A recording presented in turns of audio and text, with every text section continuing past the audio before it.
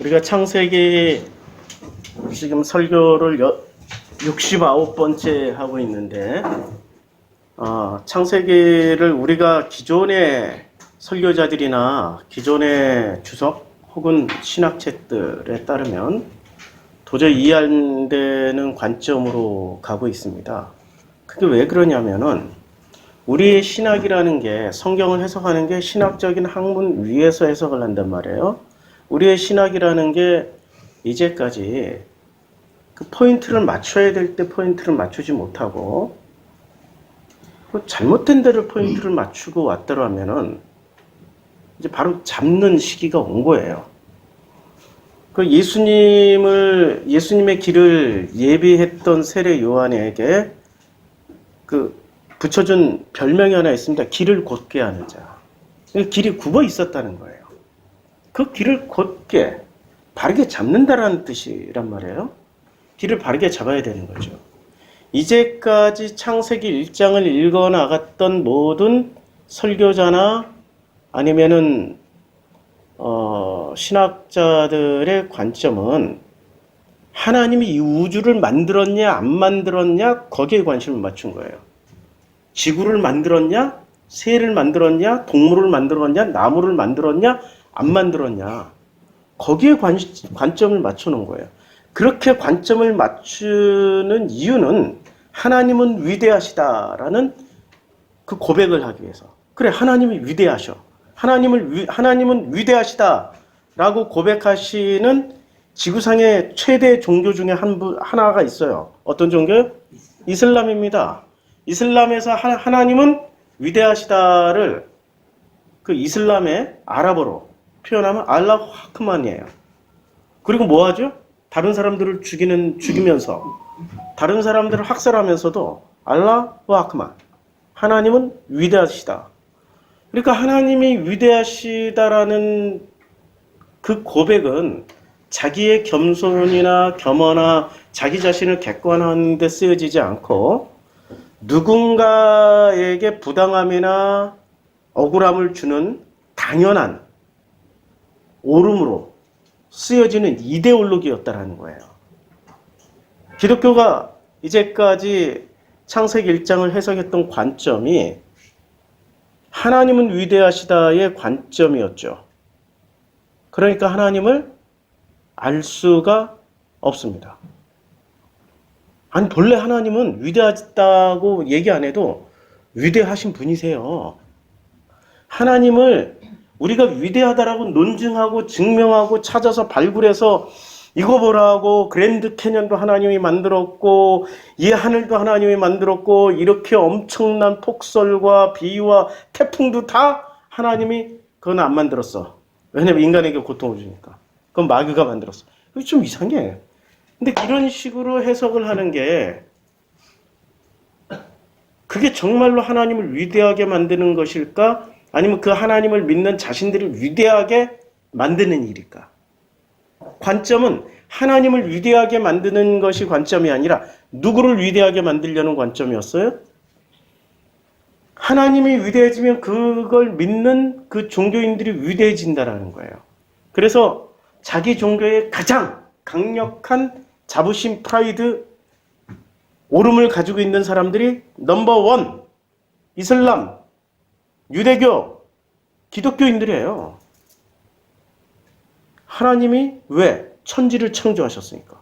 온 우주를 만드셨으니까. 이 사막 종교에서 일어난 이 아브라함 계열의 기독교가, 이슬람이, 유대교가 자신들이 가장 위대한 신을 믿으니까 자신들은 가장 위대한 사람들이라고 굳건하게 믿고 있으면서 이 지구상의 모든 전쟁은 그분들이 다 일으키십니다. 이 지구상의 모든 전쟁은 그분들이 다 일으키신다고요. 창세기 1장을 어떻게 해석하느냐에 따라서 하나님의 뜻대로 사는 사람이 되고, 아니면 자신들이 위대해지려고 계속해서 다른 사람들한테 논증하다가 말을 안 들으면 때려주는 사람들이 되는 거죠. 그게 이제까지 기독교가 저지른 오류 중에 하나였습니다. 그래서 다른 각도로 해석하자는 거야. 다른 각도로. 이거는 천지 창조가 아니라 나라는 인간을 창조해내는 나라는 인간을 만드셨다라는 그 관점으로 성경을 보자는 거예요. 1장 1절부터 그렇게 보자는 거야. 나라는 인간을 어떻게 만들었고 나라는 인간을 어떻게 하나님이 사랑하고 계시는지를 그걸 알기 위해서 성경을 한번 다른 각도로 읽어보자. 마음에 안 들면 안 들으시면 돼. 그 시간에 휴대폰 보시거나 아니면 시간 아까우면 딴 거 하셔. 올림픽 중계 보세요. 요새 올림픽 중계 훨씬 더 재밌더라고요. 야, 우리나라가 금메달 따는 거 보니까 놀라워요. 뭐로 금메달을 따요? 활과 검으로. 우리나라가 고대부터 DNA가 무슨 민족이요? 전투 민족이었어요. 고구려의 후손이라는 게 확실히. 아니, 활과 검으로 펜싱과 양궁에서 금메달을 거의 다 따. 야, 놀라워요. 과거에는 레슬링도 따고 복싱도 따고 유도도 따고 태권도도 땄는데 이 모든 게 우리가 금메달 따는 종목을 보니까 우리는 격투기 민족, 전투 민족이야. 아니, 평상시에 우리나라 사람처럼 이렇게 유순한 사람들이 어디 있어요? 겉으로 보면 유순하잖아요. 우리나라는 단 한 번도 남의 나라를 침략한 적이 없어. 침략해서 뺏어온 적이 없어. 뺏으러 오는 놈들하고 죽기 살기로는 싸워도 침략을 안 해요. 평상시엔 굉장히 유순해. 싸우더라도 지들끼리만 싸워. 우리나라 사람들. 당파 싸움부터 시작해서 뭐 6.25도 내전이잖아요. 외부 침략 전쟁이 아니잖아. 우리들끼리만 싸워. 다른 나라한테는 그렇게 고통을 안 준다고. 그런데 누군가가 우리를 침략해 들어오면 우리는 죽기 살기로 싸우는 전투민족이었어요. 올림픽에서 메달 따는 걸 보면 알아. 참 신기하게. 어쩌면 거의 대부분의 금메달은 우리는 복싱, 레슬링, 유도, 뭐 이런 그 격투기나 양궁, 펜싱 이런 데서 금메달을 따오잖아요. 야, 이 DNA라는 게 굉장히 무섭단 말이에요. DNA가 무엇의 약자인지 영어 찾으면 나오겠죠? 이런 거는 구글 검색어를 찾아서 활용을 하시기 바랍니다. 저한테 묻지 마세요. 요새는 저한테 묻는 거는 그냥 구글 검색어에 안 나오는 것들을 물어보세요. DNA가 뭐예요? 막 이러고 물어보지 마시고 구글을 찾아보세요. 저는 네이버 별로 안 좋아하니까 구글 써드릴게요. 구글을 영어로도 써드릴게요. 어떻게 쓰죠? 한참 가다가 이렇게 쓰죠. 구글한테 물어보세요. 여기 보여드릴게요. 구글이 어떤 건지. 혹시 우리가 노인, 어르신 신자, 이게 구글입니다. 구글이 뭔지 아셨죠? 구글한테 물어보세요. 이 DNA라는 게 뭐냐 이거지. DNA라는 게. 이 DNA라는 게 오랫동안 사라졌는데도 없어질 것 같은데도 어디선가 튀어나오는 게 DNA란 말이에요. 나하고 제 딸은 누가 봐도 아버지와 딸이네 라고 알아볼 정도로 똑같이 생겼어. 신기해. 나하고 아들하고도 누가 봐도 붕어빵이네 라고 하죠. 비슷하게 생겼으면 붕어빵. 이걸 좀 높여주면 국화빵. 근데 이거는 외국 사람들은 전혀 모르는 얘기예요. 우리나라에만 붕어빵이 있고 우리나라에만 국화빵이 있어요. 중국만 넘어가도 그런 거 없어요. 그러니까 이 DNA라는 것은 정말 놀라운 어떤 것을 심겨진, 이걸 DNA는 심겨진 거예요. 이미 심겨짐. DNA가 심겨졌기 때문에 이 심겨진 대로 꽃을 피우고 심겨진 대로 열매를 맺는다고. 이게 DNA예요. 이 DNA를 성경에서 뭐라고 그러냐면 창세기 1장에서 뭐라고 그럴까요? DNA를 여기 보면 씨 맺는 채소와 씨 가진 요 씨라고 얘기를 해요. DNA를 성경에서는 씨. 아니 성경을 이렇게 읽는 게 훨씬 더 재밌잖아. 이걸 씨앗을 만들었다 안 만들었다. 아니 그런 거는 애들이 하는 얘기고 만들었어. 그럼 이 C가 무엇을 뜻하냐고. C가 DNA란 말이에요. 이 DNA는 뭐죠? 이 씨앗이나 DNA는 어떤 정보가 담겨 있어요. 자, 사과에 씨를 심어 놓고 거기서 바나나 나와라, 바나나 나와라, 그 기도하고 절하고 거기에 계속해서 공을 들이고 재물 바친다고 해서 사과 씨에서 사과 씨가 바나나를 맺을 수 있을까요? 불가능하죠. 안 되죠. 수박 씨를 뿌려놓고 거기서 물고기 나와라, 물고기 나와라, 물고기 나와라 그러면 나올 수 있겠습니까? 그 불가능한 얘기가 아니에요. 씨앗과 DNA의 공통분모는 어떤 정보를 가지고 있어요. 이 정보대로 어떤 공통분모를 심어놨더니 그게 사과 씨를 심으면 사과가 나오고 배 씨를 심으면 배나무가 나오고 바나나를 심으면 바나나가 나오고 맞잖아요. 물고기는 물고기를 낳고 닭은 닭을 낳고 사람은 사람을 낳아요. 만약에 사람이 원숭이를 낳았어. 그 정상이에요, 비정상이에요? 완전 비정상이. 왜? C와 DNA가 갑자기 변형이 되어버린 거예요. 호랑이가 새끼를 낳았는데 멍멍이가 나왔어. 이거 해외 토픽감이죠? 있을 수 없는 일이라고. 이 DNA나 C나 같은 정보를 가지고 있어. 같은 것은 같은 것을 낳고. 그래서 이 DNA, C를 옛날에 우리 조상들은 뭐라고 했냐면 유유상종. 끼리끼리 어울려요. 반드시 끼리끼리 어울리게 해놨어요. 유유상종 끼리끼리 안 어울리면 어떻게 됩니까? 어느 날 정말로 코끼리를 사랑한 상어가 정말로 코끼리를 사랑해. 너무너무 코끼리의 그 멋진 코와 코끼리의 그 단단하고 빛나는 상아와 코끼리의 그 기둥 같은 다리를 너무나도 사랑하고 가지고 싶었던 상어가 어느 날 코끼리에게 초청장을 발송합니다. 야, 우리 이 바닷속 왕궁에서 잔치가 벌어졌는데 너를 꼭 초청해서 함께하고 싶어.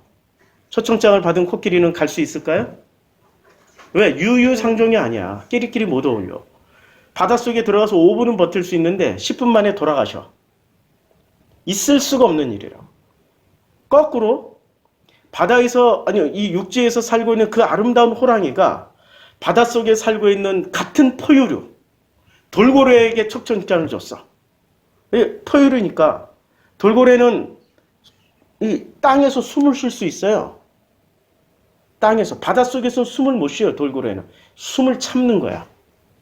땅에 나와서 바닷물 밖으로 나와서 숨을 굉장히 많이 들어 마시고 바닷물 속을 마치 숨 쉬는 것처럼 다니려 숨을 참고 있는 거야. 포유류라. 물고기가 아니고 포유류예요. 근데 포유류지만 이 포유류를 초청장을 발송했어. 우리가 아주 기가 막힌 밥상을 차렸으니 오시라고. 그래, 돌고래가 왔어. 오긴 왔어. 숨을 쉴 수 있으니까. 그러나 호랑이가 차려놓은 식탁에 밥을 먹을 수 있을까요? 예. 어울릴 수가 없어요. 왜? 뭐가 달라요? 씨가 달라. 씨가 다르다고. 오늘은 하나님이 지으신 땅은 풀과 씨 맺는 채소와 각기 종류대로 씨 가진 열매 맺는 나무를 내라 하시니 그대로도요. 땅이 풀과 각기 종류대로 씨 맺는 채소와 각기 종류대로 씨 가진 열매 맺는 나무를 내니 하나님 보시기에 좋았더라. 지금 이거 설명하려고 그래요. 이제까지 우리가 지난주까지 무슨 설명을 했습니까? 하늘에 대해서 이야기했잖아요. 근데 이 하늘은 구체적으로 넷째 날에 시작된다고요. 넷째 날. 그 다음에 하나님이 이르시되 하늘의 궁창에 광명체들이 있어 낮과 밤을 나누게 하시고 그것들로 징조와 계절과 날과 해를 이루게 하라라고 말씀하셨잖아요. 그러면 이 궁창의 또 다른 이름이 뭐였죠? 하늘이었죠. 하늘에서 일어나는 일들을 지난주까지 다루었단 말이에요. 왜? 순서를 살짝 바꿨어요. 이제 다시 셋째 날 하늘에서 넷째 날 하늘에서 지금 셋째 날 땅으로 가는 거야. 근데 이 땅에는 어떤 일이 벌어지냐면 묻힐 땅이라 부르시고 모임물을 바다라 부르시니 하나님 보시기에 좋았어요. 그러니까 묻힐 땅이라고 부른 거예요. 오리지널은 묻히어 땅이에요. 본질은. 네. 본질은 본질은 묻이었잖아요. 이것을 아바사. 헬라어로, 아니, 히브리어로 아바사. 땅은 이 묻을 땅으로 이름을 바꿨어요. 예레츠. 그런데, 보세요.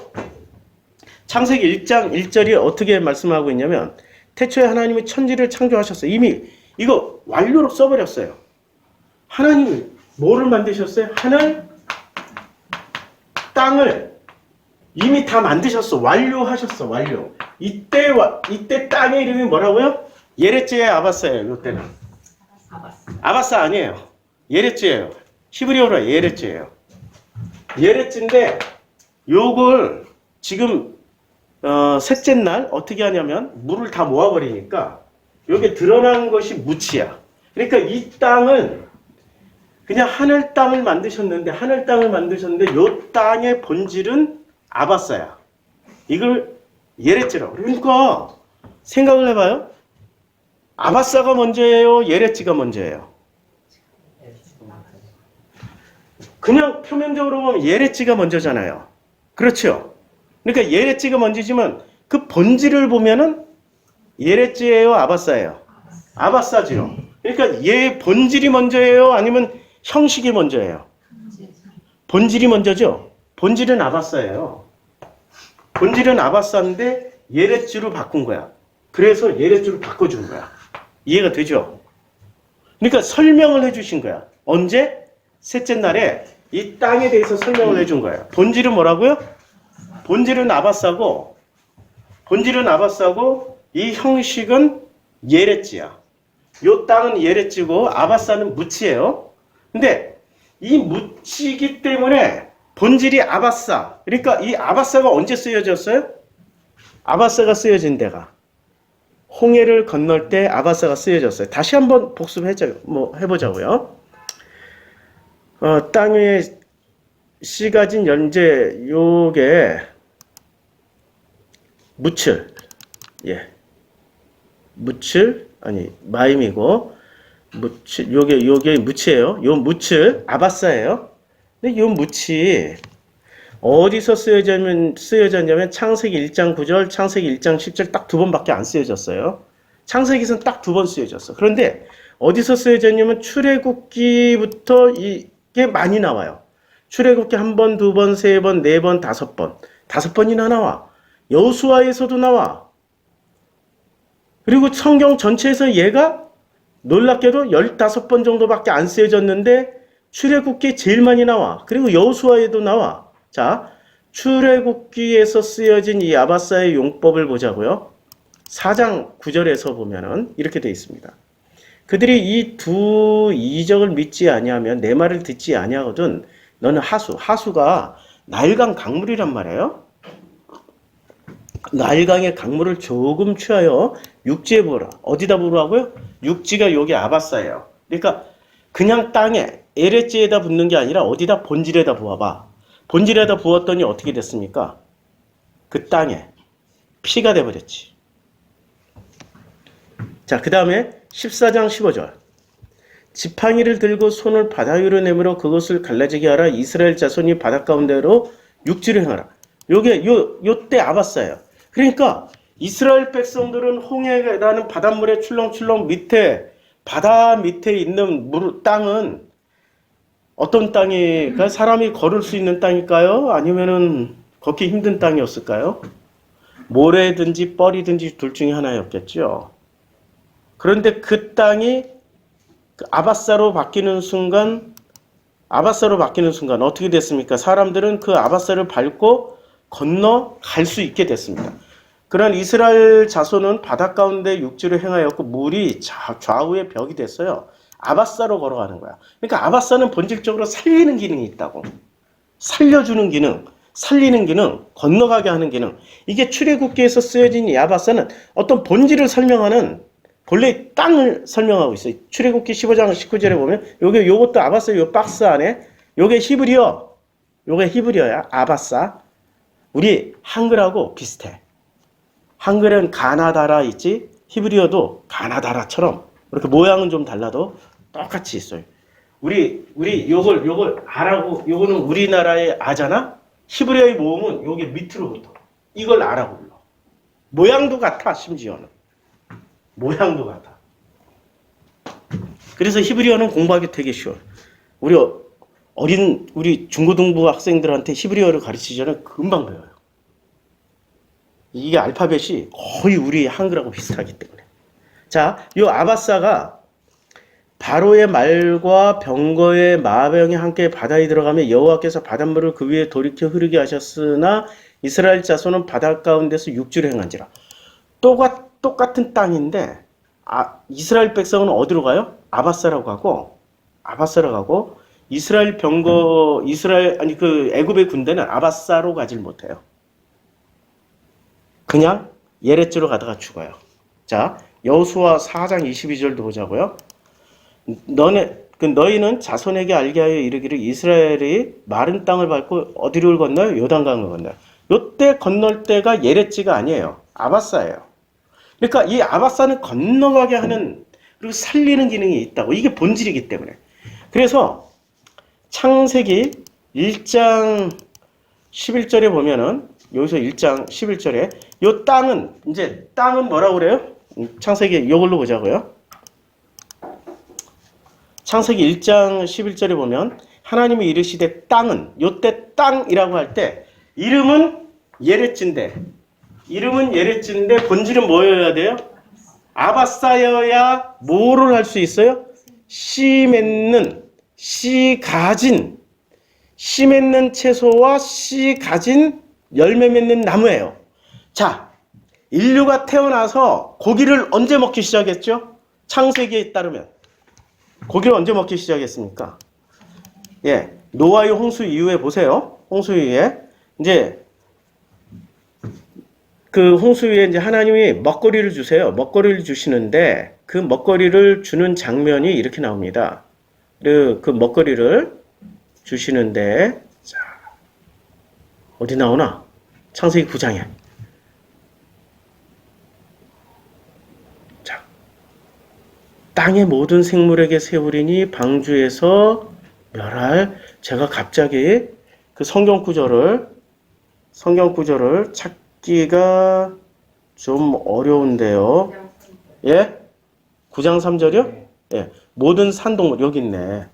원래 알아도 눈에 이렇게 잘 안 띄어요, 요새는. 모든 산동물은, 살아있는 동물은 너에게 먹을 것이 될지라 라고 얘기를 했어요. 먹을 것이 될지라. 채소같이 내가 이것을 다 너에게 주노라. 이렇게 말씀을 했어요. 그러니까 고기는 언제부터 먹게 된 거예요? 예. 홍수 이후에. 라고 우리는 그렇게 배웠어요. 아니, 그런 거 가르쳐 주려고 하는 게 아니야. 성경이 이렇게 문자 그대로만 해석을 해왔기 때문에 문자 그대로 해석하는 수준으로 기독교인들이나 유대교인들이나 이슬람이 성경을 문자 그대로 해석을 했기 때문에 본래 예수의 의도나 하나님의 뜻은 알지 못하고 자기들 뜻대로 성경을 마음껏 그냥 편집을 해버린 거예요. 어디서요? 생각 속에서 마음속에서 마음껏 편집을 했어요. 자, 1장 11절부터 이제 11절, 12절 이 셋째 날에 뭘 만들었냐면은 중요한 거는 씨 맺는 채소와 씨 가진 열매 맺는 나무를 만들었어요. 어디서요? 이걸 누가 만들어요? 땅이 만들죠. 이걸 땅에서 만들어요. 중요한 건 땅에서 만드는 거예요. 누가 만들어요?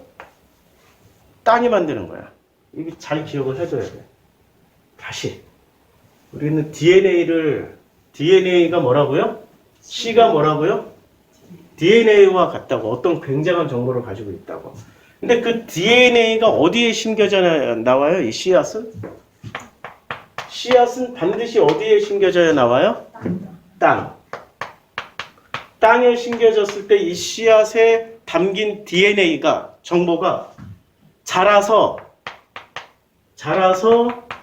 열매를 맺고, 아니 꽃을 피우고 열매를 맺는 거죠. 이것만 이해하면은 예수의 씨 뿌린 자의 비유도 이해할 수 있고 농부의 비유도 이해할 수 있고 복음서에서 예수님이 말씀하셨던 걸 다 이해할 수 있어요. 이 기초가 안 돼 있기 때문에 계속 예수의 복음서를 읽으면서도 무슨 말인지를 모르는 거야. 예수는 철저하게 모든 말씀과 설명을 모세 오경에 기반해서 했어요. 창세기, 출애굽기, 레위기, 민수기, 신명기에 기초해서 말씀하셨기 때문에 모세 오경 그리고 전체적으로 보면 구약 성경 전체를 알 때 예수가 하신 말씀을 제대로 이해할 수 있다고. 자, 이 씨는 이제 이게 창세기 이게 셋째 날이에요. 그러면 다섯째 날쯤 가면은 여섯째 날쯤 가면은 이게 무슨 말씀인지 알 수 있을 거예요. 자, 여섯째 날쯤 가니까 하나님이 사람을 창조하시고 이르시되 내가 온 지면에 씨 맺는 모든 채소와 씨 가진 열매 맺는 모든 나무를 너희에게 주노니 너희의 뭐가 된다고요? 여기 먹거리가 되는 거예요. 그러니까 이때는 고기를 먹었어요? 안 먹었어요? 안 먹었죠? 안 먹어도 되는 거죠? 이러니까 또 비건주의자들, 베제테리안들이 나오는 거야. 그러면 그런 얘기 하는 거 아니에요, 지금 성경은. 채식을 해야 된다, 고기 먹으면 안 된다. 그런 얘기 하는 거 아니에요. 자꾸 사람들은 자기 수준으로 성경을 오해를 해. 절대 그런 얘기 아니에요. 또 잘 보세요. 또 땅의 모든 짐승과 하늘의 모든 새와 생명이 있어 땅에 기는 모든 것에는, 그러니까 땅에 기어다니는 모든 것은 지렁이도 뱀도 기어다니죠. 그런데 사자는 걸어다니나요? 기어다니나요? 우리가 볼 때. 우리는 두 발로 다리로 걸으니까 우리는 걸어다니는 거야. 손은 만약에 우리가 손이 이건 걷는 거야. 근데 손이 땅바닥에 닿아서 이렇게 가면은 걷는 거예요? 기어다니는 거예요? 그치요? 아니, 개념을 명확하게 하자고. 네 발로 걸어요. 예. 그러니까 짐승까지 다 포함된 거예요. 기는 모든 것에는. 이해하시죠? 그러니까 사람도 이렇게 네 발로 이렇게 걸어 다니면 그걸 긴다라고 얘기하는 거예요. 그 기어다니는 모든 것은 내가 모든 풀을 먹을 거리로 주노라. 그 고기를 먹었어요? 풀을 먹었어요? 풀을 먹었지. 이 고기와 풀의 문제가 어디서 나와요? 고기와 풀의 문제. 성경 어디서 나옵니까? 고기와 풀의 문제가. 아니, 고기 달라고 했던 데가 어디예요? 광야죠. 광야예요. 광야에서 그러면 하나님은 고기를 일부러 안 주신 거죠? 창세기 1장에 기반해서 일부러 안 주신 거라고. 만나를 주신 거지. 근데 만나의 정체는 고기인지 풀인지 아무도 몰라. 그냥 만나를 먹었어. 이제 사람들이 고기 달라고 그러니까 고기를 계속 끊임없이 공급해 주셨어요? 딱 한 번 주셨어요? 예? 끊임없이 공급해 주셨어요? 딱 한 번 주셨어요? 메추라기 때 몰아서 딱 한 번 주시고 그 고기가 이빨 사이에서 빠져나가기도 전에 다 죽여버리셨어. 그리고 고기를 먹으란 얘기예요? 먹지 말라는 얘기예요, 지금. 이게 지금 비건이나 베제테리언 아니면 육식주의자들 얘기하는 거야? 아니면 어떤 심오한 무언가가 있기 때문에 지금 이 정도로 철저하게 지금 하는 겁니까? 뭔가 있다란 얘기야. 뭔가가 있어. 근데 그 뭔가를 왜 목사들이 안 찾아주냐고. 좀 찾아달라고 부탁을 드려요. 제발 유아 수준의 초딩이 수준의 설교를 하지 말고 깊이 있는 성경을 깊이 읽고 예수가 무슨 말씀을 하셨고 우리들에게 어떤 먹거리를 주시러 오셨는지를 깊이 있게 이해하자고요. 그러면 고기는 왜 안 줘? 성경에서 고기 먹고 왜 죽여? 지금 씨 가지고 열매 맺는 것은 뭐만 해요? 채소나 나무만 한다고. 땅에 심겨지는 것들, 땅에 심겨지는 것들만, 땅에 떨어져서 심겨지는 것들만 씨와 열매를 맺는 거죠. 짐승은 그 씨와 열매 맺는 채소를 먹고 사는 존재야, 그냥. 동물은 그걸 먹고 사는 존재지, 동물이 동물을 먹고 사는 존재가 본래 아니었다고.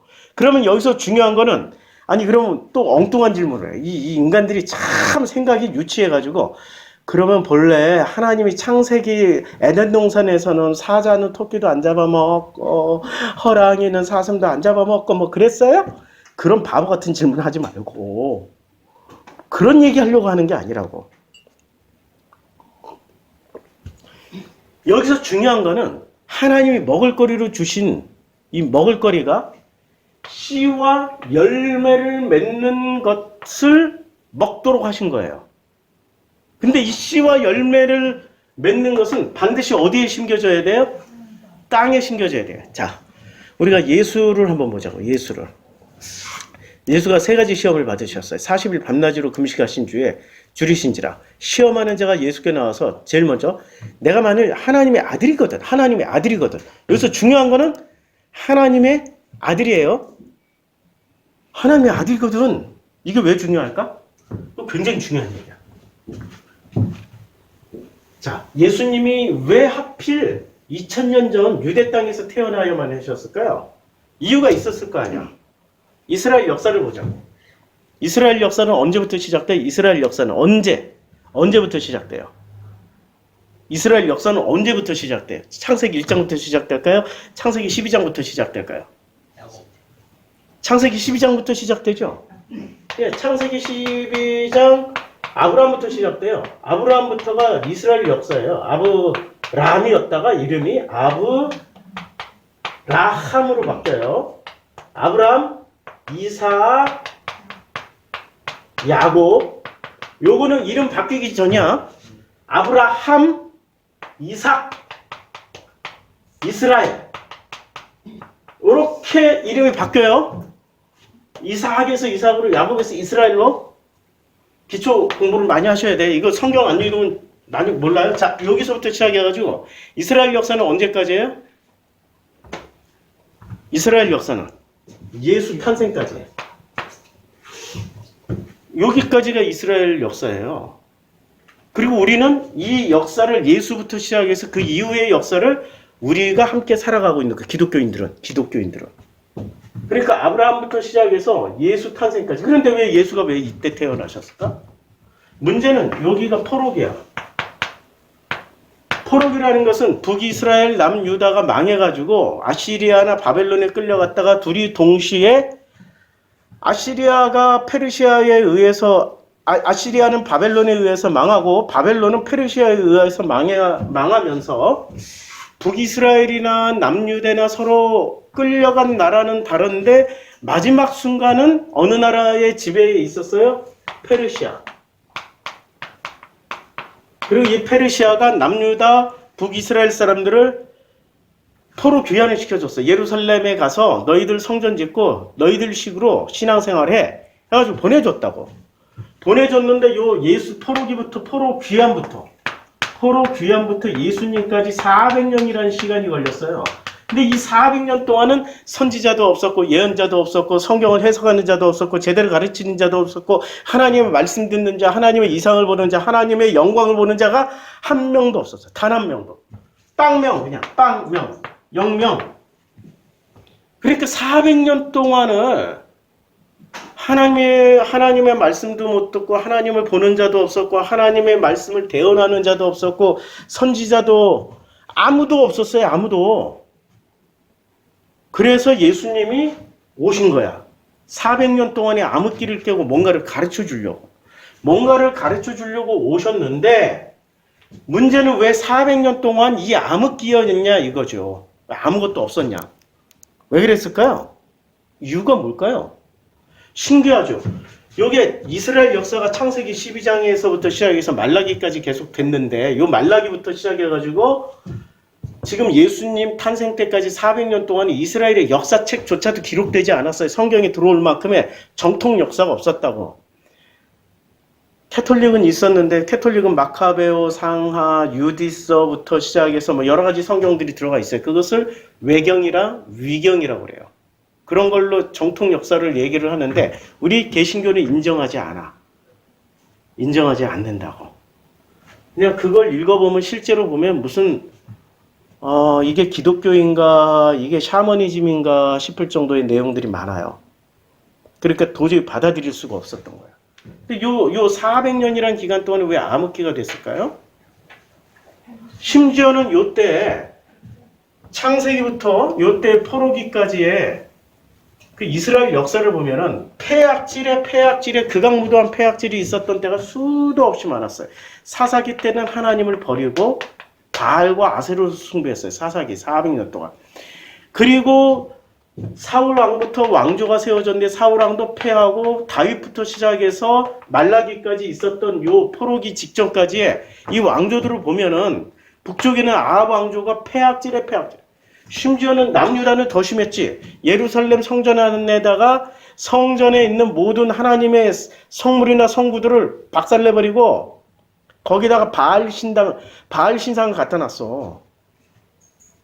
바알 신상을 갖다 놨다니까 예루살렘 성전 안에다가. 그리고 바알을 숭배하는 바알 숭배의 성전으로 바꿔버렸어요. 그런데도 불구하고 그 시절에는 예수님이 안 왔어. 왜?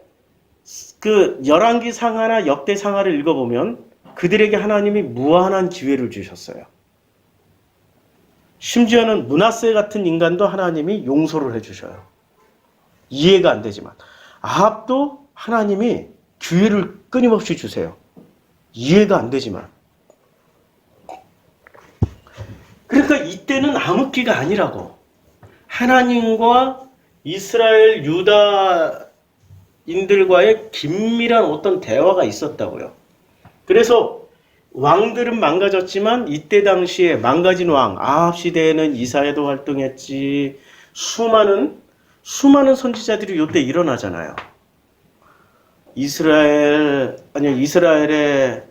그다음에 남유다의 수많은 선지자들이 우리가 알고 있는 선지자 한번 꼽아보세요. 기억나는 선지자. 이사야 또 예레미야 또 생각 안 나요? 아모스 또 아모스가 이름이 외우기 쉬워. 예. 또 누가 있어요? 뭐 미가 선지자도 있지, 하박국 선지자도 있지, 요나 선지자도 있지, 수도 없이 많잖아요. 요 기간에는 수도 없이 많은 선지자들이 일어났는데 놀랍게도 요 400년 동안에는 그런 선지자가 한 명도 안 나온 거야. 단 한 명도. 단 한 명도 안 나와. 단 한 명도. 그러니까 요 단 한 명도 안 나왔던 요 시기 동안에 이 침묵을 깨고 예수께서 오신 거예요. 뭔가를 가르쳐 주시려고. 요 포로기에서 예수님 오시기까지 400년 동안은 그래서 암흑기야. 선지자도 한 명 없었어. 예언자도 없었어. 그 어떤 유명한 하나님의 말씀을 해석할 수 있는 사람이 단 한 명도 없었어요. 그래서 예수님이 오셔서 선지자와 예언자들을 대신해서 예수님이 가르쳐 주신 거예요. 그게 예수님의 십자가 사건이라고. 근데 가르쳐 주셨는데 이전에 이렇게 가르쳐 줬던 요때 선지자들이 가르쳐 줬던 내용들을 집대성해서 가르쳐 주신 거야. 집대성해서. 그래서 우리는 성경을 해석하려면은 누구에 기대해서 해석을 해야 돼요? 예수님이 하셨던 말씀과 예수님이 하셨던 그 행동을 기초로 해서 이스라엘의 역사뿐만이 아니라 창세기 1장부터 12장 사이의 원역사까지도 우리는 해석이 가능하다는 얘기예요. 해석을 할 수 있다고. 이렇게 해석하는 게 맞죠. 이게 기독교죠. 만약에 예수를 중심으로 해서 해석을 하지 않으면 그건 기독교가 아니라 이슬람이거나 유대교가 되는 거죠. 예수님을 믿어야 돼요. 예수님을 중심으로 해서 해석을 해야 돼요. 예, 해석을 해야 되는데 해석을 안 하고 무조건 믿기만 하면은 무조건 믿기만 해. 근데 믿기만 했는데 성경은 하나도 몰라. 그건 문제지. 성경을 우리에게 주신 특별 계시잖아. 일반 계시, 특별 계시 있죠. 일반 계시, 특별 계시. 일단 특별 계시는 뭐냐면 우리에게 특별하게 주셨어. 뭘? 성경을 통해서 하나님이 하시고자 하신 말씀을 계시했어. 그래서 성경은 특별 계시예요. 일반 계시는 자연, 환경, 질서 이 모든 것을 통해서. 자, 자연, 환경, 질서 모든 것을 통해서 말씀을 하셨어요. 그치요?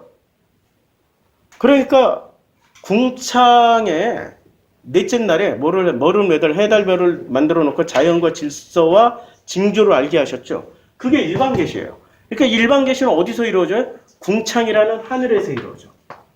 근데 궁창이라는 하늘에서 이루어지지만은 이 일반 계시를 사람들이 오해를 해가지고 어디로 가버렸어요? 이걸 오해를 해가지고 뭐로 숭배해버려? 하나님으로 가지 않고 누구한테 갔어요? 해달별을 신으로 숭배해버렸어요. 그래서 이 일반 계시만 가지고는 사람들이 하나님을 찾아가지 못하니까 특별 계신 성경을 주셔서 저는 이 특별 계시 성경을 해석하는 사람이에요. 그게 목사여야 된다고.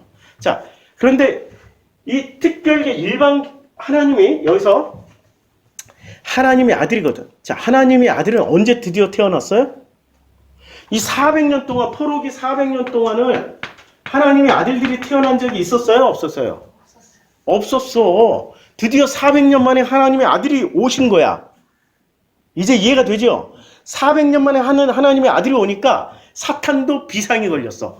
마귀 사탄 비상이 걸려가지고 이야 하나님의 아들이 왔다. 야 신난다. 한번 테스트 해보자. 진짜 네가 하나님의 아들이야? 맞아? 한번 이러고 테스트하는 장면이야. 근데 테스트하는데 제일 먼저 뭐 가지고 테스트를 해요?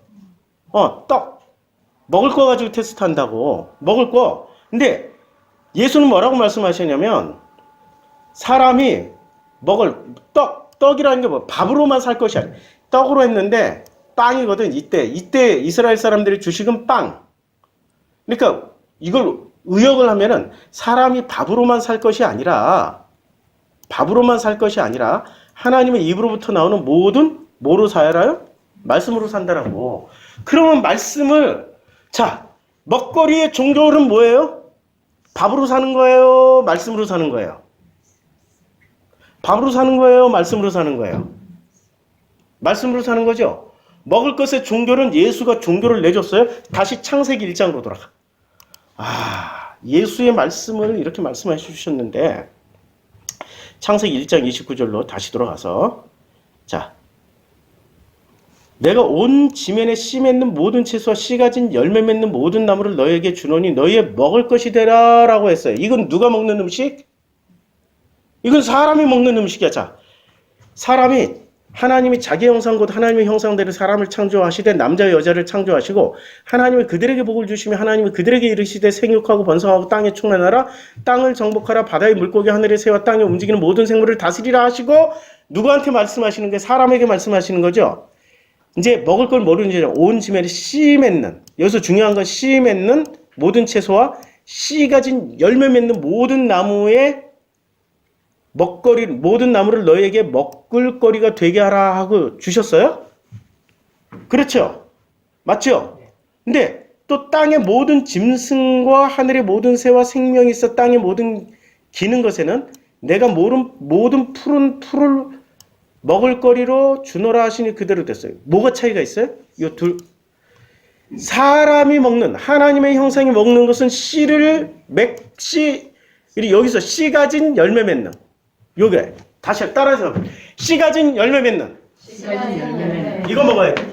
여기서 중요한 건 씨 가진 열매 맺느냐 씨 가진 열매 맺는 이게 중요한 거야. 짐승은 신기하게 그게 없어. 씨 가진 열매 맺는 것을 안 먹어. 그냥 뭐를 주냐면 풀을 먹을 거로 줘. 뭐가 좀 굉장히 많이 다르죠? 하나님의 형상은 뭐를 가지고 있는 걸 먹어야 돼요? 자, 밥은 씨 가진 열매 맺는 나무일까요? 아닐까요? 왜요? 씨 가지고 열매를 맺죠. 이 생물학적으로 보면 씨 가지고 열매를 맺잖아요. 밥은. 그런데 예수는 그것을 그것을 밥 대신에 뭐라고 말씀하셨어요? 말씀, 하나님의 입에서 나오는 말씀. 말씀이야말로 씨 가지고 열매 맺는 양식이라고 말씀하신 거예요. 이해가 되죠? 이걸 이해하는 사람은 졸업해도 돼요. 먹을거리 졸업해도 돼. 근데 사람들이 이런 걸 이해를 안 하려고 하지. 왜냐하면 내 눈에 보기 좋은 먹거리가 훨씬 많으니까. 스테이크도 맛있어 보이고, 티라미슈 케이크도, 아이스크림도, 심지어는 콜라도 그렇게 맛있어. 그런데 그것들은 씨 가지고 열매를 맺는 것들이 아니고 그냥 생명 유지만 해주는 거야. 근데 그 생명은 언젠가 반드시 죽는 생명이야. 진짜 생명은, 내 영원한 생명은 씨 가지고 열매 맺는 그걸 먹어야 돼. 그게 뭐라고요? 말씀이었는데 이걸 광야에서 뭐라고 불렀어요? 만나였다고요. 이거 먹으라고 그러니까 사람들이 못 먹겠다고 난리를 치는 거지. 자, 씨 가지고 열매 맺는, 이제, 자, 여기서 일반계시, 특별계시 하셨죠? 일반계시, 특별계시가 무엇을 설명해 주려고 그런 거예요? 일반계시 가지고는 사람들이 해달별 매달려 있으니까 해달별을 숭배해 버리는 거예요. 그 너머에서 오시는 그 하나님의 말씀에 관심이 없어지는 거예요.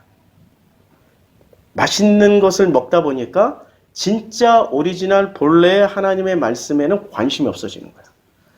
자, 다시 11장 11절 12절.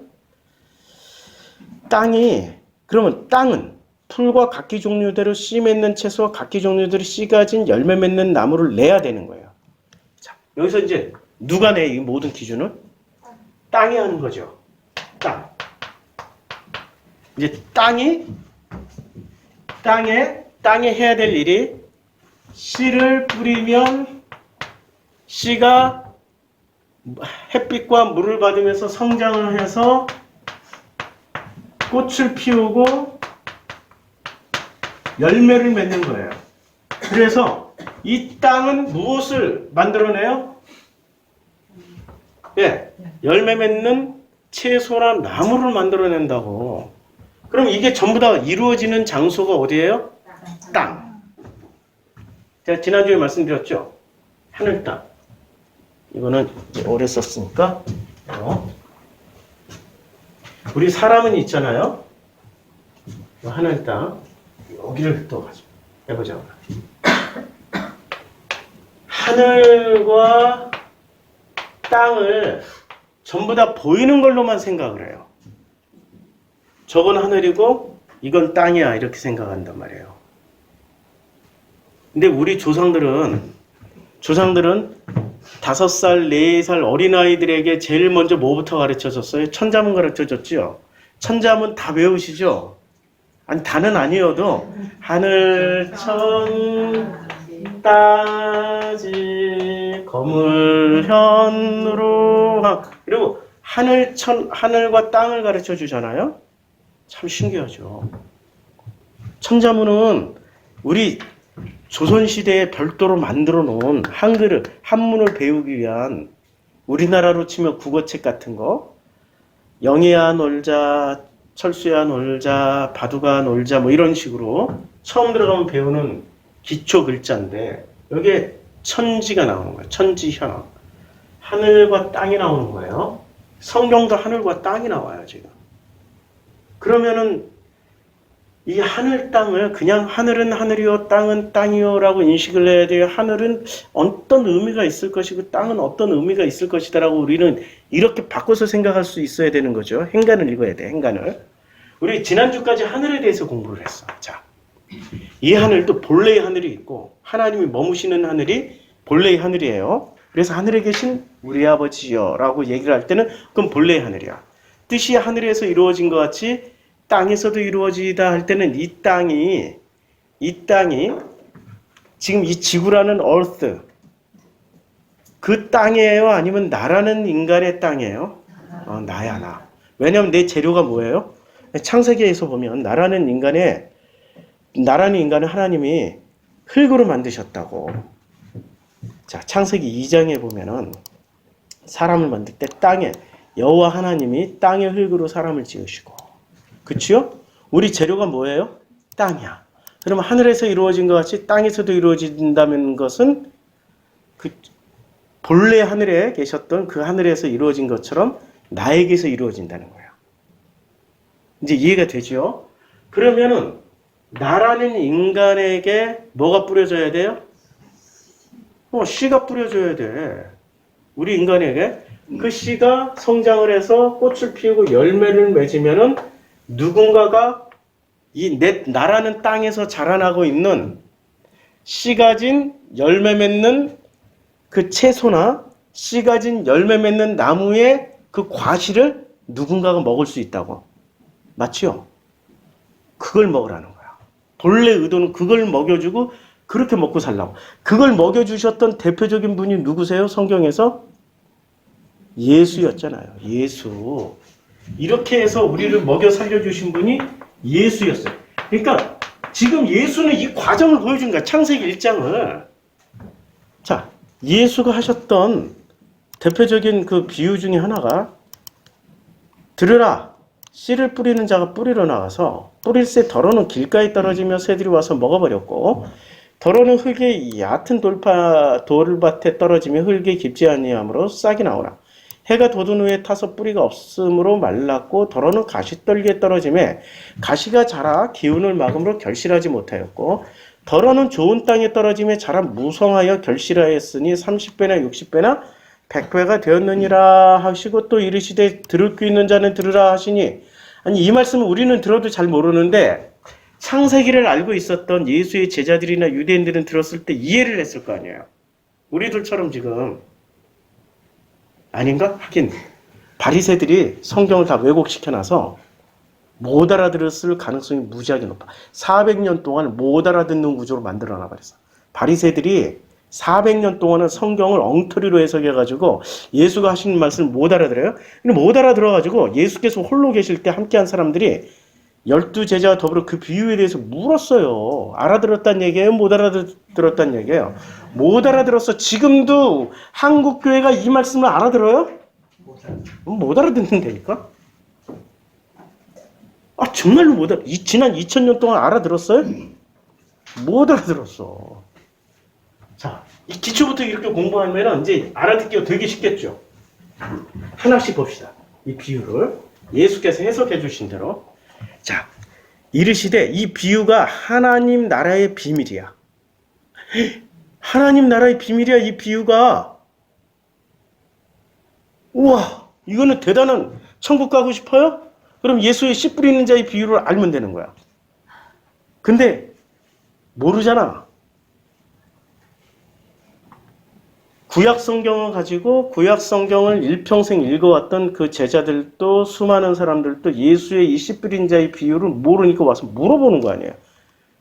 그 비유들에 대하여 물으시니 예수께서 말씀하시되 하나님 나라의 비밀을 너희에게는 주었으나 외인에게는 모든 것을 비유로 하나. 왜 너희에게는 주었어요? 근데 외인에게는, 유대인들 아닌 사람들에게는 왜 모든 것을, 지금 너희들을, 이 비밀을 너희에게는 주었으나 외인에게는 모든 것을 비유로 하나니. 여기서 외인, 외국인이라고 생각하면 구약 성경 창세기를 알고 있는 사람들은 깨달을 수 있어. 근데 창세기를 모르고 있었던 그때 당시에 수많은 외국인들은 무슨 얘기지? 이럴 수밖에 없다는 얘기야. 자, 이는 그들로 보기에는 보아도 알지 못하며 듣기는 들어도 깨닫지 못하게 하여 돌이켜 죄사함을 얻지 못하게 하려 함이라 하시고, 들어도 깨닫지 못하고. 이게 이제 굉장히 중복적인 의미예요. 중의적인 의미. 특히 이 외인에게는 나중에 해석의 여지가 많으니까 그냥 오늘은 점핑. 또 이르시되 너희가 이 비유를 알지 못하신데 어떻게 모든 비유를 알게. 그러니까 씨 뿌린 자의 비유를 알아야 나머지 비유를 다 알겠다는 얘기야. 굉장히 중요한 말씀이에요. 이게 기초야. 씨 뿌린 자의 비유가 기초야. 근데 이 기초를 알기 위해서 우리는 지금 뭘 공부를 해야 돼요? 창세기 1장. 뿌리는 자는 말씀을 뿌리는 것이라. 자, 이 말씀을 뿌린다고 그랬죠? 이 말씀은 곧 씨가 지금 뭐로 바뀌었어요? 말씀. 이 말씀은 우리는 양식이라고 이제까지 공부를 했어요. 누가 먹는 양식이에요? 하나님의 자녀다. 하나님의 아들이거든. 하나님의 아들들이 먹는 양식이에요. 하나님의 자녀들이. 그럼 이 씨에는 뭐가 담겨 있어요? DNA 같은 정보가 담겨 있다고. DNA 같은 어떤 대단한 정보가 담겨 있다고.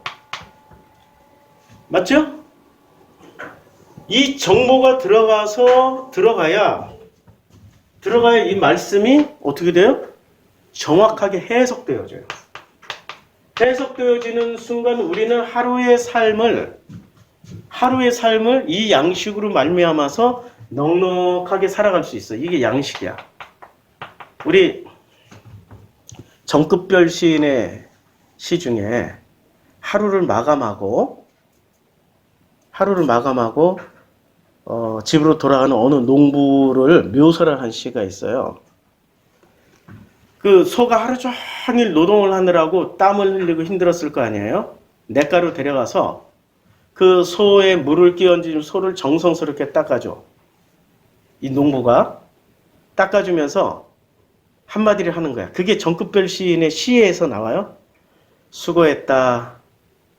고생했어. 그러면 이 소는 사람 말은 못 알아듣더라도 그 뉘앙스는 받아들일 거 아니야.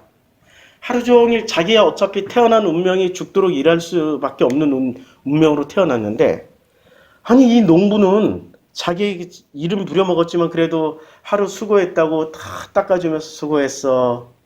고생했어. 자, 이제 하루의 고단한 노동을 내려놓고 우리 함께 쉬자.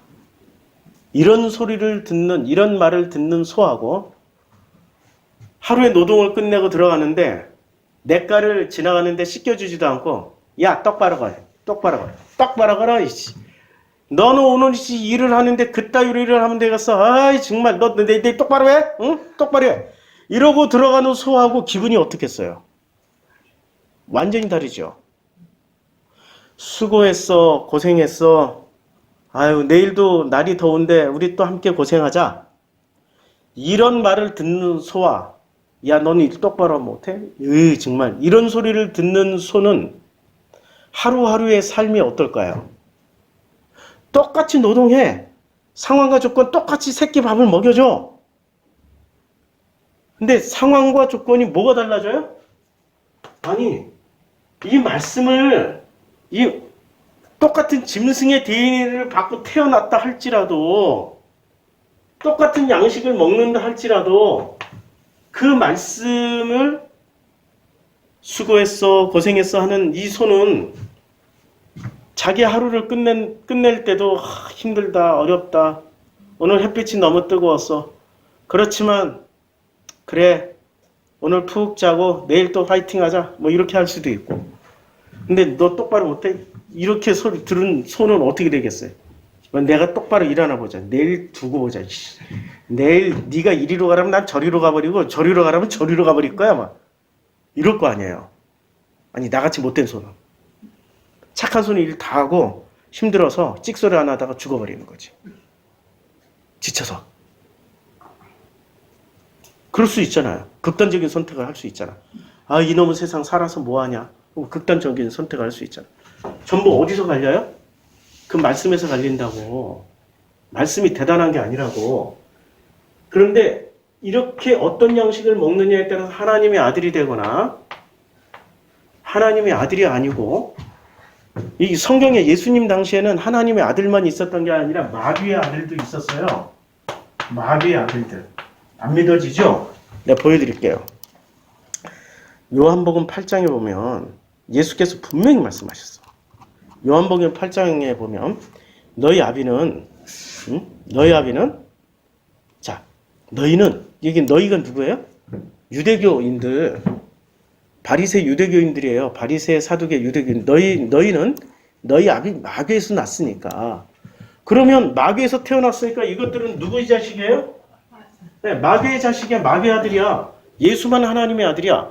자, 그럼 이거 지금 좀 심각해지는 거야. 지금 이게 얼마나 심각해지냐면 지난 400년 동안 포로기부터 시작해서 예수님 오실 때까지 이 400년 동안은 하나님의 아들들이 태어난 적이 있었어요? 없었어요. 하나님의 아들들이 태어난 적이 없었어요. 이 400년 동안은 누구의 아들들만 태어났어요? 마귀의 아들들만 태어났어요. 그러니까 하나님의 아들이 하나 따가오니까 마귀가 신이 나가지고 시험하러 온 거야 지금. 이해가 되죠? 마귀의 아들들만 태어났다니까. 목사님 그래도 거기에 니고데모도 있었고요. 의로운 요셉도 있었고요. 뭐 그게 어떻게 정말 이해가 안 돼요. 마리아도 있었고 이러면은 이제 막 논쟁이 심각해지죠. 그치요?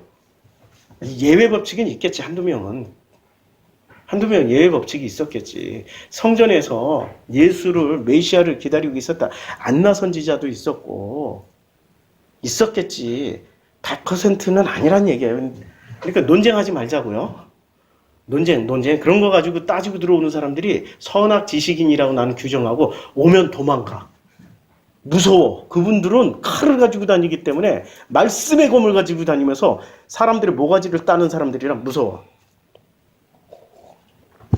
일단 예수님하고 대화하고 있는 그 사람들은 너희 아비 마귀에게서 났으니. 그렇죠? 그래서 마귀에서 났기 때문에 진리에 서지 못해요. 그리고 거짓말을 해요. 그리고 그 거짓말은 전부 다 하나님의 것으로 하지 않고 지 뜻대로 해. 제 것으로 말을 해.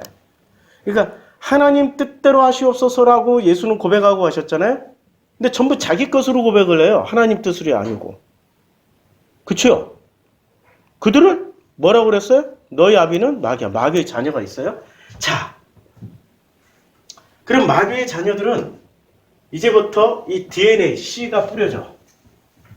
이제 자세히 보자고. 비유를, 씨 뿌리는 자의 비유가 있어요. 이 씨는 하나님이 뿌릴 때 어떤 씨를 뿌려요?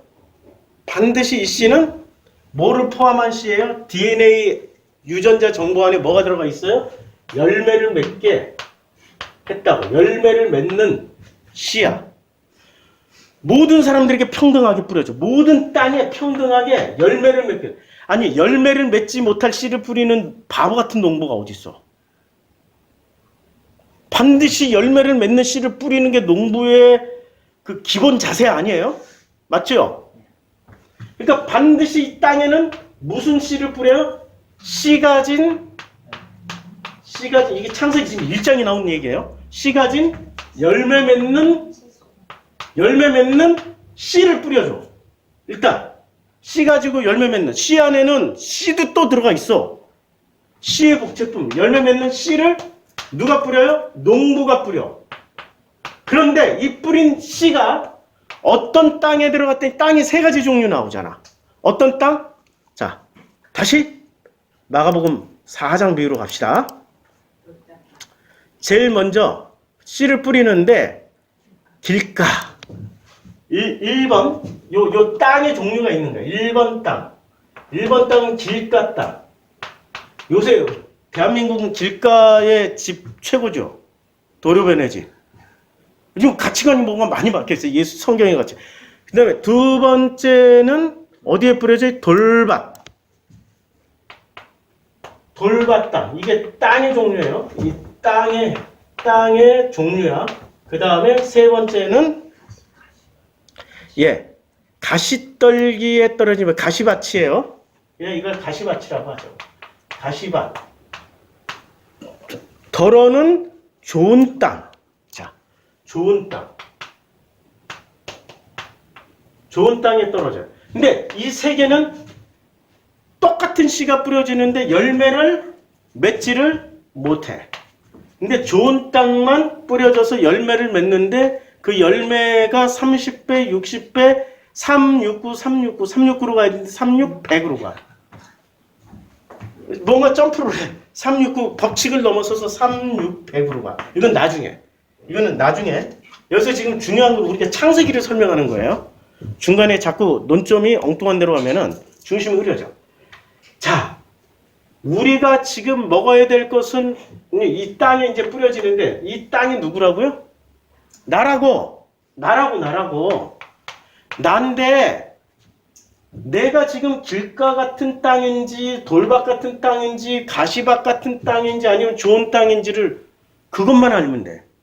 근데 대부분이 누가 제일 자기가 좋은 땅이라고 확신하고 있을까요? 요 1, 2, 3번이야. 아니 길가에 자리 잡은 땅은 금싸라기 땅이잖아요. 부동산에 따르 부동산 이론에 따르면 금싸라기 땅이잖아. 길가에 자리 대한민국에서는 미국은 좀 안 그렇지만 길가에 자리 잡은 모퉁이 땅은 완전 죽이는 땅이잖아요. 확신을 하고 있겠죠. 돌밭에 뿌려진 땅. 그 아름다운 돌들 가득 품은 땅.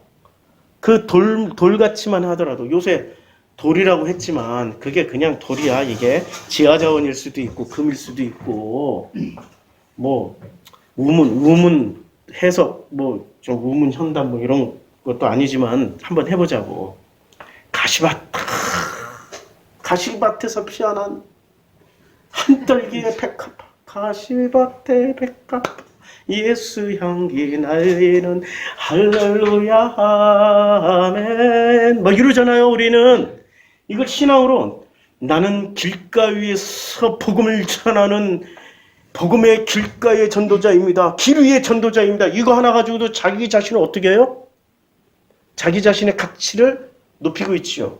나는 그 돌밭에 돌을 맞아가며 이슬람 선교를 하고 있는 위대한 신앙입니다. 참 고생들 많으세요. 그런 거 안 해도 돼. 가시밭에서 나는 한 송이의 예수의 꽃을 피어내고 있는 지랄하네. 진짜. 예수가 그런 땅 되라고 그랬나? 무슨 땅 되라고 그랬지? 좋은 땅 되라고 그랬지. 왜 자기의 노력과 자기의 상황을 강조하는 땅이 돼버렸냐고. 맞죠? 이런 것에는 씨가 신겨 똑같은 씨예요.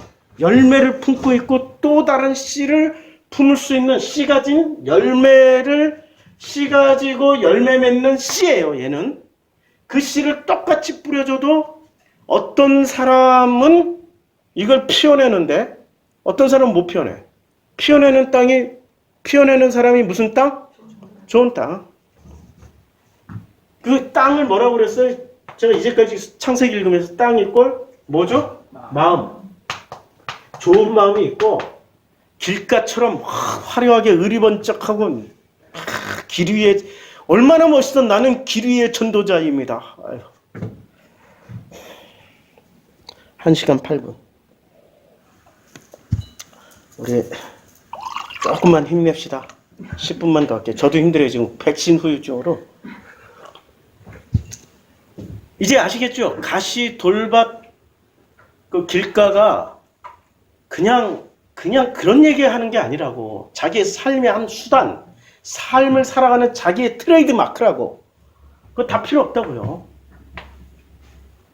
좋은 땅은 그 씨가 뿌려졌을 때 씨에서 자라서 가지를 피우고 꽃을 피워서 열매를 맺는데 어떨 때는 30배, 어떨 때는 60배, 어떨 때는 100배로 맺는, 그러니까 재생산이 되는 땅, 그 마음이 진짜라는 거예요. 자, 다시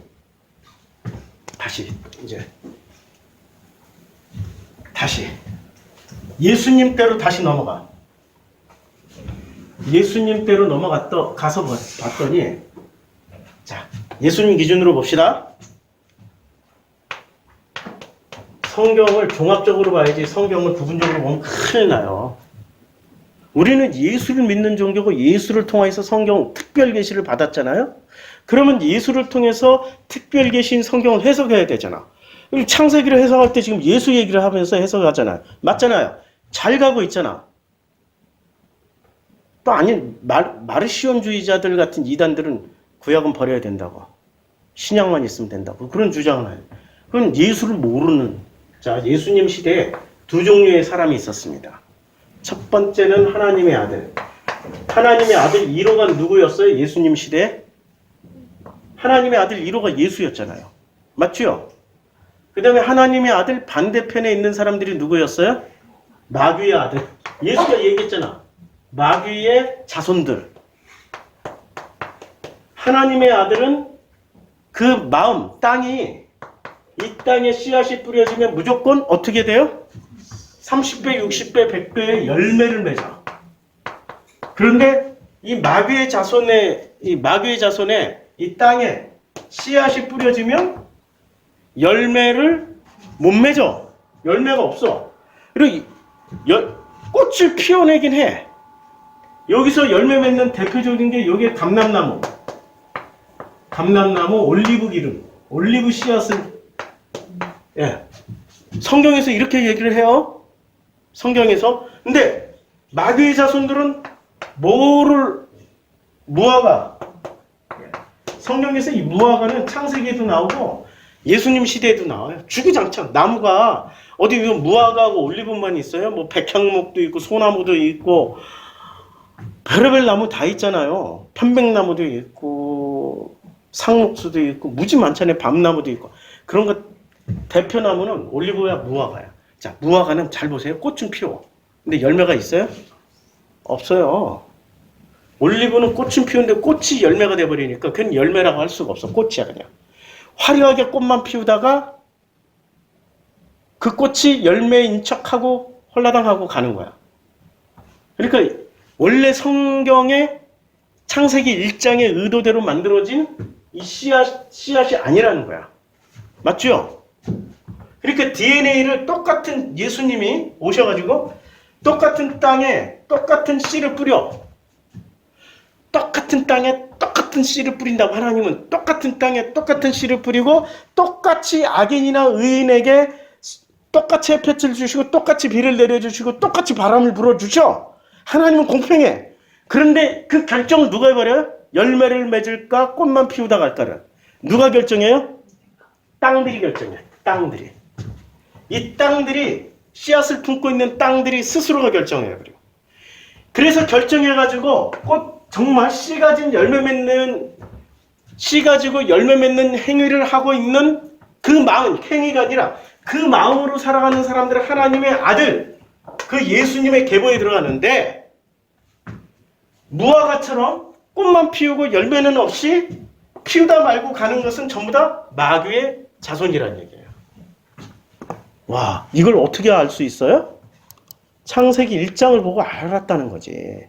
창세기 1장에 비교를 해보면 하나님이 이르시되, 지금 이거 하나님의 형상에게 주는 선물이에요. 내가 온 지면에 씨 맺는 모든 채소와 씨 가진 열매 맺는 모든 나무를 너희에게 주노니 너희 먹을 것이되라. 이거 먹고 DNA가 씨를 가지고 있고 열매를 맺을 수 있는 것을 받았으니까 당연히 씨 가지고 열매 맺는 행위를 하겠죠. 어디서요? 그 땅에서, 그 마음에서.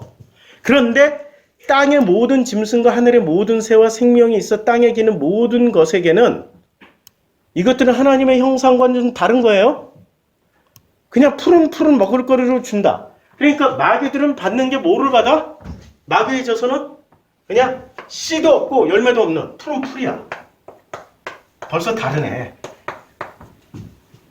하나님의 아들들에게 씨 가지고 열매 맺는 것을 줬으니까 바로 피어내는 거죠. 근데 예수님은 오셔서 뭐라고 말씀하셨냐면 기회를 동시에 다 줘. 똑같이 햇빛을 주시고 똑같이 비를 주시고 업그레이드 버전으로 평등한 기회를 주신다고. 그런데 본인 스스로가 돌짝밭이거나 길바닥이거나 아니면은 가시밭이기 때문에 열매 맺는 것을 싫어해버린 거예요. 무슨 열매요? 하나님이 목적으로 하는 열매를 맺는 걸 싫어하는 거야. 이게 지금 성경에 있는 말입니다. 자, 예수께서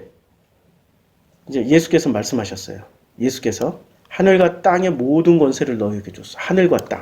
자, 하늘과 땅이라고 하면은 우리는 또 하늘과 땅 어마무시하게 생각하죠. 땅의 모든 권세, 땅의 권세는 뭐예요? 여기서 공부했잖아요. 땅의 권세는 그 씨를 품은 우리 땅은 어떻게 해야 돼요? 권세. DNA를 그대로 받았기 때문에 그대로 피워내고 열매를 맺으면 돼. 그게 땅의 권세야. 맞죠? 땅끝까지 가서 복음을 전하라고 하면은 우리가 땅끝, 우리 땅끝 저 스페인이 땅끝일까? 아프리카 저 아르헨티나가 땅끝일까? 거기까지 가서 복음 전하라는 이야기하면 나에게 전하라는 얘기야. 나에게 전하라는 얘기지.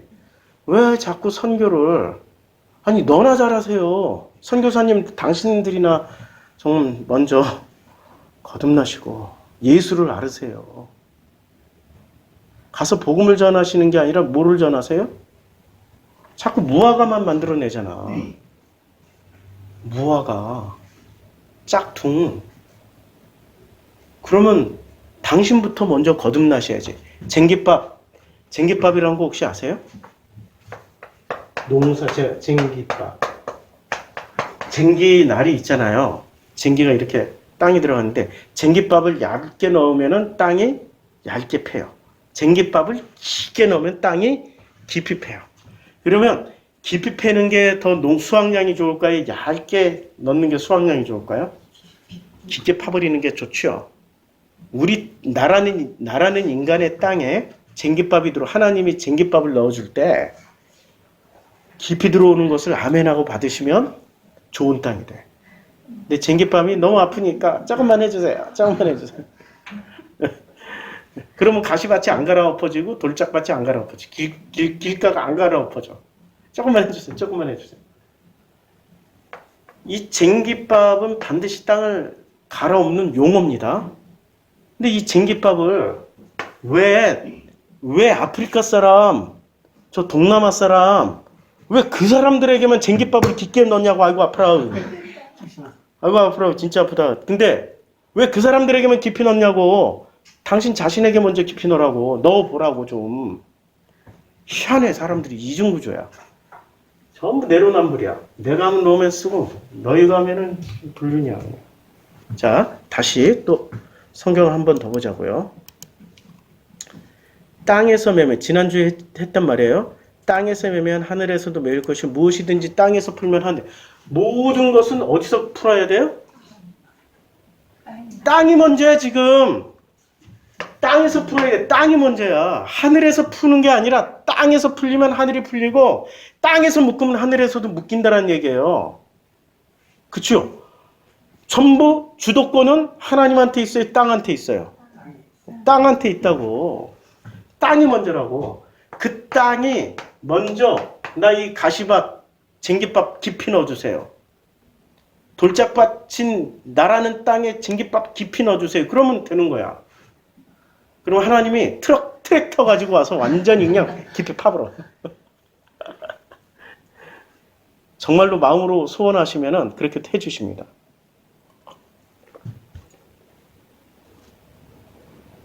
자, 진실로 다시 너희에게 이르노니 너희 중에 두 사람이 땅에서 합심하여 무엇이든지 구하며. 그러니까 출발점이 어디예요? 땅이죠. 하늘에 계신 내 아버지께서 그들을 위하여 이루게 해줘. 그러니까 주도권은 어디에다 주셨어요? 땅이라고. 나라는 인간의 땅이라고. 그럼 땅에 씨앗이 뿌려지는 것은 하늘에다 안 뿌리고 어디서 뿌려요? 땅. 나라는 인간에게 뿌리는데, 나라는 인간은 밥을 먹고 싶지 하나님의 입에서 나오는 말씀을 먹고 싶지가 않아. 그러니까 두 가지 소를 얘기했단 말이에요. 첫 번째 소는 고생했다, 수고했다, 하루에 고단한 노동을 내려놓고 우리 함께 집으로 들어가자꾸나. 뭐 이런 소는 마음도 위로받고 뭐 많이 줘도 많이 먹고 적게 줘도 적게 먹어. 근데 이 두 번째 소는 똑바로 해. 내가 얼마나 많이 처먹여 준대. 그러면 이 소는 계속해서 요구하는 게 뭐를 요구해요?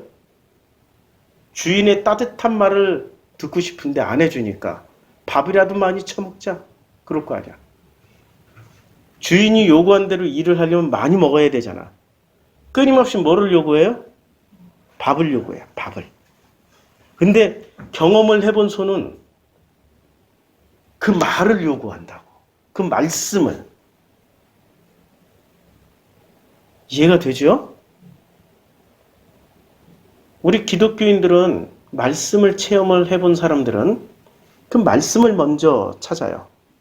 근데 말씀을 체험해보지 못한 사람들은 뭐부터 찾아요? 눈에 보이는 축복, 성공, 해결책 이런 것부터 찾는다고. 그 밥부터 찾는다고. 오늘 지금 창세기 1장 11절 12절에 다시 돌아와서 창세기 1장 11절 12절에 하나님이 이르시되 땅은 이걸 이렇게 읽으면 돼요. 하나님 말씀하시되 야 너희들의 마음은 제가 이제 의역해서 읽어드린 너희들의 마음은 풀도 성장을 하여 우리 마음에 그냥 씨 가진 열매 맺는 것만 있는 게 아니야. 풀도 자라고 씨 맺는 채소와 각기 종류들의 씨 가진 열매 맺는 나무를 내라. 다 내는 거야. 그러니까 언제나 씨 가지고 열매 맺는 것만 내는 게 아니에요. 풀도 우리의 마음은 풀도 나올 수 있고 씨만 맺는 채소만 나올 수도 있어. 그러나 씨 가진 열매 맺는 그 나무도 나올 수 있어요. 그래서 땅이 풀과 각기 종류대로 씨 맺는 채소와 여기까지는 진짜 누구라도 할 수 있는 거예요. 그런데 씨 가진 열매 맺는 나무를 내는 거는 특별하게 좋은 땅만 내는 거예요. 하나님 보시기에 좋았더라. 하나님 보시기에 좋았더라. 그리고 우리 땅에서 나오는 그 먹거리를 땅인 우리가 먹는 거야. 그럼 우리는 뭐를 먹어요? 하나님이 이르시되 내가 온 지면에 온 땅에 씨 맺는 모든 채소와 씨 가진 열매 맺는 모든 나무를 너에게 주노니 너의 먹을 거리거든. 우리는 무엇을 먹고 사는 거예요? 나라는 마음에서 나오는 하나님의 양식을 먹고 사는 거야. 와, 예수가 정확하게 이걸 말씀하셨네. 이해가 되십니까? 맞죠? 짐승들은 예수님 당시에 하나님의 아들이었던 예수와 대부분은 누구? 마귀의 아들로 태어났잖아요. 마귀의 아들들은 자, 뭐를 먹어요? 모든 푸른 먹거리를 풀만 먹어. 풀만 먹어. 풀만 먹는 게 힘이 더 셀까요? 고기 먹는 게 힘이 더 셀까요? 고기 먹는 대표적인 짐승 사자, 호랑이. 자, 호랑이나 사자하고 1대1로 코끼리하고 붙으면 누가 이겨? 풀만 먹는 코끼리하고 붙으면 누가 이겨? 풀 먹는 코끼리가 이기지. 당연히 1대1로 붙으면 사자가 떼거리로 덤벼도 사실은 다 큰 그 코끼리한테는 안 돼요. 떼거리로 덤벼도. 누가 힘이 세요? 풀만 먹는 것들이 힘이 세요. 오해하지 마시라고. 사자는 집단 사냥을 하기 때문에 코끼리하고 1대1로 붙으면 절대 안 돼. 호랑이도 코끼리하고 1대1로 붙으면 절대 안 돼. 가둬놓고 싸우게 하면은 호랑이가 도망을 못 가니까 끝나. 코끼리가 당해서 넘어지면서 호랑이를 눌렀더라. 그럼 어떻게 돼? 그냥 가는 거지, 뭐, 호랑이. 잘 보라고. 지금 이게 먹거리 문제예요? 우리 마음의 문제예요? 우리 나라는 인간의 됨됨이의 문제를 말씀하시고 있다고. 해석을 창조했냐 안 했냐 이런 것에 중심을 맞추면 놓치는 게 너무 많아. 왜냐하면 예수도 이런 관점으로 해석하신 게 아니라 씨 뿌리는 자의 비유에서 보여주셨듯이 바로 모든 땅은 씨를 받게 돼 있단 말이에요. 그 씨를 피워내고 못 피워내는 것은 그 땅의 문제야. 그래서 그 땅이 좋은 땅이 되기 위해서는 어떻게 해야 된다고요? 쟁깃밥이 깊게 들어와야 돼. 아프지만 기도하십시다. 기도하겠습니다. 아버지 하나님, 아프지만 쟁깃밥 깊게 들어와서 좋은 땅으로 바뀔 수 있도록 축복해 주시옵소서. 예수님의 이름으로 기도드렸습니다. 아멘.